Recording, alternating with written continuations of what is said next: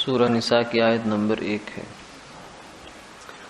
اعوذ باللہ من الشیطان الرجیم، بسم اللہ الرحمن الرحیم۔ يا أيها الناس اتقوا ربكم الذي خلقكم من نفس واحدة وخلق منها زوجها وبث منهما رجالا كثيرا ونساء واتقوا الله الذي تساءلون به والأرحام إن الله كان عليكم رقيبا۔ صدق اللہ العظیم۔ اے لوگو، اپنے رب سے ڈرتے رہو جس نے پیدا کیا تمہیں ایک جان سے اور اسی سے پیدا کیا اس کا جوڑا، اور ان دونوں سے پھر بہت سارے مرد اور عورتیں پھیلا دیے، اور ڈرتے رہو اللہ سے جس کے واسطے سے سوال کرتے ہو آپس میں، اور خبردار رہو قرابت والوں سے، بے شک اللہ تم پر نگہبان ہے۔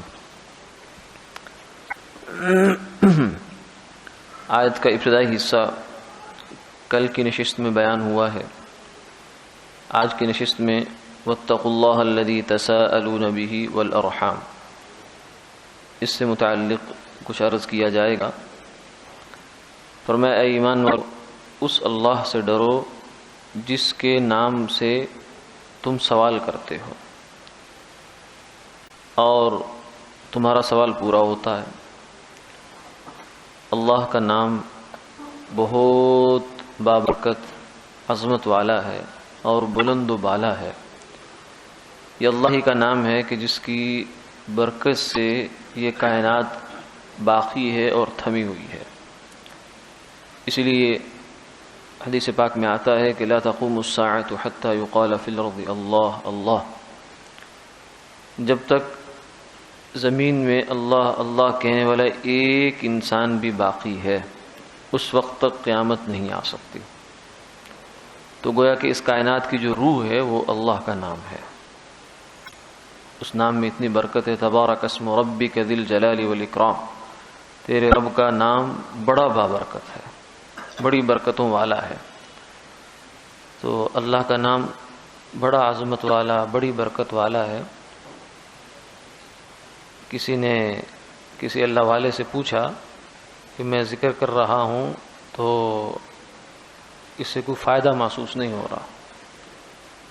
فرمایا کہ انشاءاللہ فائدہ ہی فائدہ ہے۔ اللہ کا نام بڑی بابرکت والا ہے، بڑا بابرکت ہے کہ ایک فرمایا کہ چینی کی چمچ کھاتے ہو تو منہ میٹھا ہوتا ہے، تو اللہ کا نام تو ان سب مٹھاسوں کو پیدا کرنے والا ہے۔ تو یقین رکھو کہ اللہ کے نام کی برکت اور عظمت انسان کو حاصل ہوتی ہے۔ باقی اس کا کبھی ظہور ہوتا ہے، کبھی نہیں ہوتا۔ اصل ظہور تو آخرت میں جا کے ہوگا۔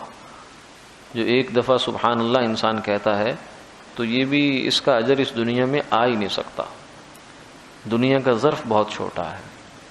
اگر ایک چیز 10 کلو ہے اور آپ کے سامنے ایک پاؤ کا برتن کر دیا جائے کہ اس میں ڈال دو، تو آپ کہیں گے بھائی کیسے ڈال دوں، اس میں تو تھوڑا سا کچھ اس کا تھوڑا سا اثر ہی آ سکتا ہے۔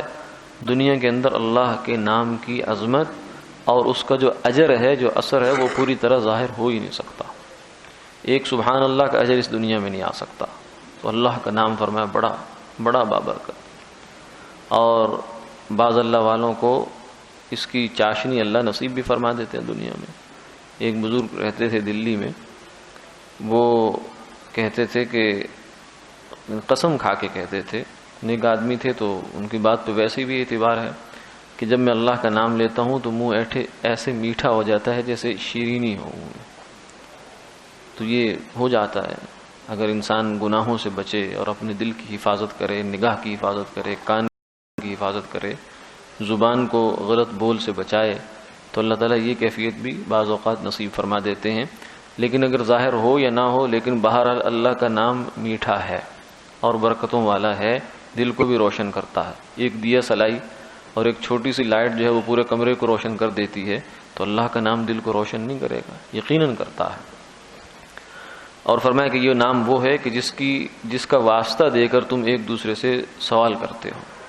کوئی فقیر مانگتا ہے تو اللہ کا نام دے گا، اور ہم نے کسی سے کہنا ہوتا ہے بھائی اللہ کے واسطے میرا یہ کام کر دو، یعنی اللہ کے نام کی اس کو لحاظ اور پاس ہے، جس کے واسطے سے وہ اس کا کام کر دیتا ہے، یا کام کروانے والا اس کی بنیاد پر مطالبہ کرتا ہے۔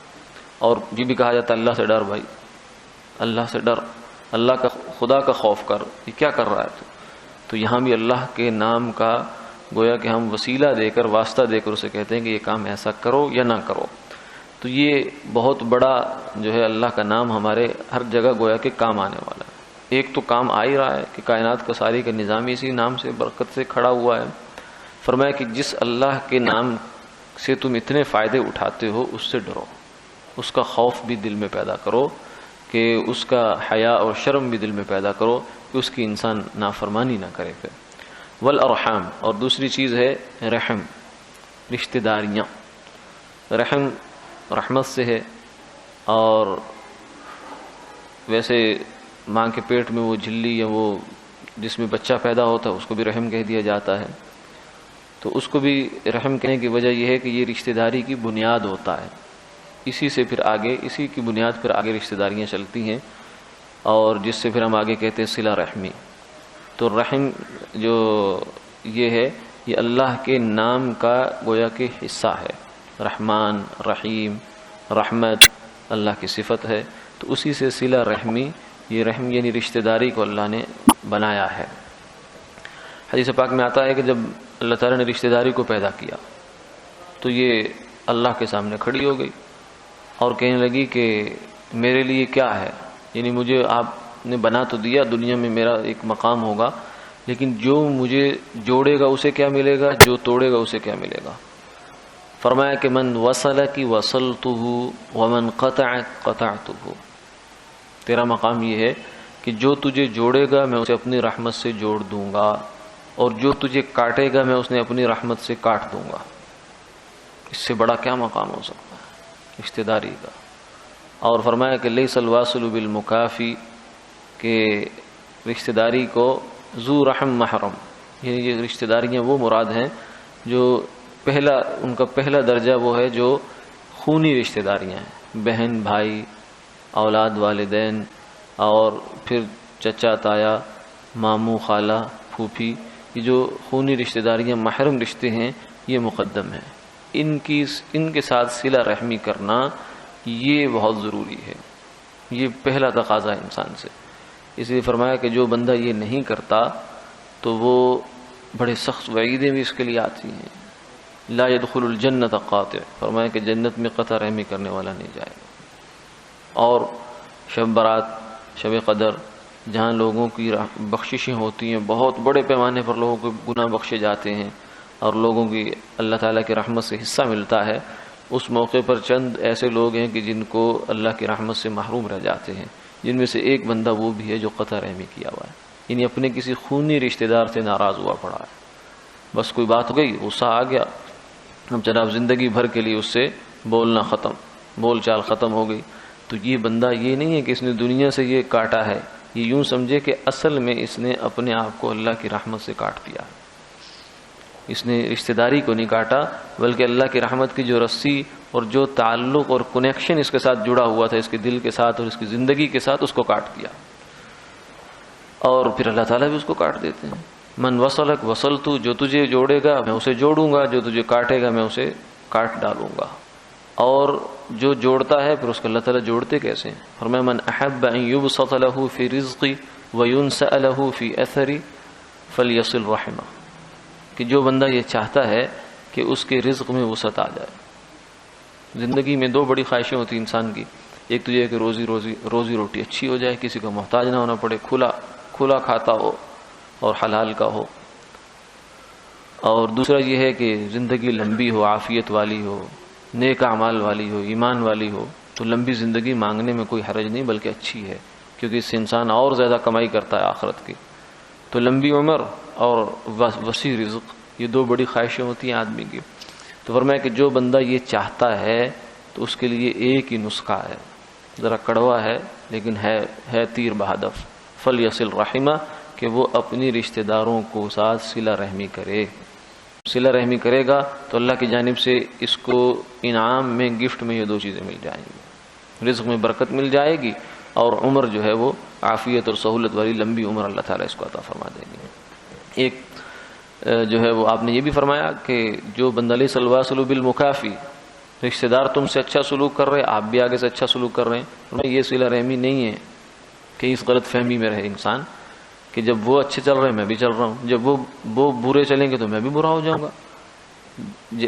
تالی دو ہاتھ سے بجتی ہے، جب ادھر سے ہاتھ نہیں آ رہا تو میں کیسے بجاؤں. فرمایا کہ یہ بندہ صلہ رحمی کرنے والا نہیں ہے، کیونکہ یہ تاجر ہے، یہ تجارت ہے کہ اگر کچھ ادھر سے آئے گا تو میری طرف سے جائے گا، اگر نہیں آئے گا تو میری طرف سے نہیں جائے گا. تو یہ صلہ رحمی کرنے والا نہیں ہے. ولیکن الواصل الذی اذا قطع وصل، واصل صلہ رحمی کرنے والا وہ ہے کہ جب توڑا جائے پھر جوڑے. اور یہ بڑا مشکل کام ہے. یعنی رات کو ٹھنڈے پانی سے وضو کر کے گرم بستر چھوڑ کر 100 رکعت نفل پڑھنا مصلی پر کھڑے ہو کے آسان ہے، لیکن جو رشتہ دار نہیں بولتا اسے سلام کرنا مشکل ہے. اس سے نفس کی گردن پر پاؤں آتا ہے. جو انانیت کا انسان کے اندر ایک پھوڑا ہے نا، وہ اس سے پھر جو ہے وہ اس پر نشتر لگتا ہے. تو یہ بڑا مشکل کام ہے، اسی لیے اس کا بہت بڑا اجر بھی ہے. تو فرمایا لیس الواصل بالمکافی، جو ادلا بدلا کرتا ہے وہ صلہ رحمی کرنے والا نہیں ہے. صلہ رحمی کرنے والا وہ ہے کہ جس سے توڑا جائے پھر جوڑے. ایک صحابی نے کہا عرض کیا یا رسول اللہ، میرے رشتہ دار ہیں، میں ان سے صلہ رحمی کرتا ہوں، وہ آگے سے منہ موڑ لیتے ہیں. میں سلام کرتا ہوں، وہ سیدھے منہ جواب ہی نہیں دیتے. میں جناب ان کے ساتھ بڑے تحمل بردباری سے چلتا ہوں، وہ آگے سے جو ہے وہ الٹی پلٹی حرکتیں کرتے ہیں، جہالت کے کام کرتے ہیں میرے ساتھ. تو میں کیا کروں؟ آپ نے فرمایا کہ واقعی ایسا کرتے ہیں؟ میں نے کہا ہاں. تو فرمایا کہ پھر جو ہے تم سمجھو کہ تمہارا کام بن گیا. اللہ کی جانب سے صلہ رحمی کا جو اللہ کی جانب سے وعدے ہیں وہ تمہیں حاصل ہو گئے، چاہے وہ کریں نہ کریں وہ ان کا مسئلہ ہے. ان کے ساتھ پھر وہ وعیدیں شامل ہو جائیں گی کہ قطع رحمی وہ کر رہے ہیں، لیکن تم اپنی ذمہ داری ادا کرتے رہو. تو اس میں یہ ہے کہ آخری درجہ، ویسے تو اس کی کوئی حد بندی نہیں کر سکتا انسان کی صلہ رحمی کا مطلب کیا ہے. یعنی معاشرے میں جسے رشتہ داری کو نبھانا کہا جاتا ہے بس یہی مطلب ہے.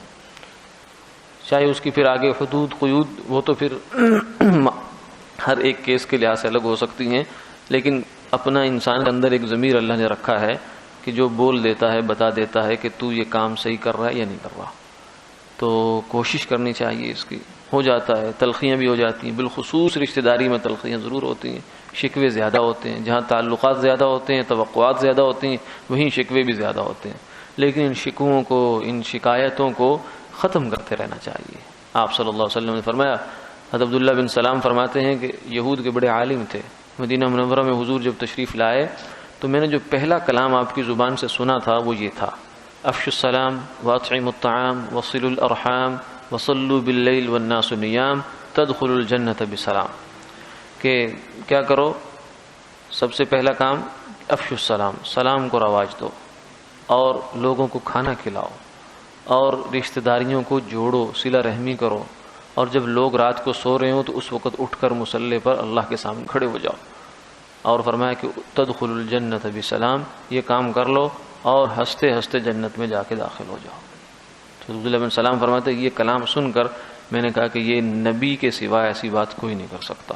فوراً فرماتے میرے دل میں ایمان جو ہے وہ پہلے سے جو اس کا ایک جذبہ تھا اس کو وہ کلمے کی شکل میں ظاہر ہوا اور فوراً کلمہ پڑھ کے مسلمان ہو گیا. وآخر دعوانا الحمدللہ.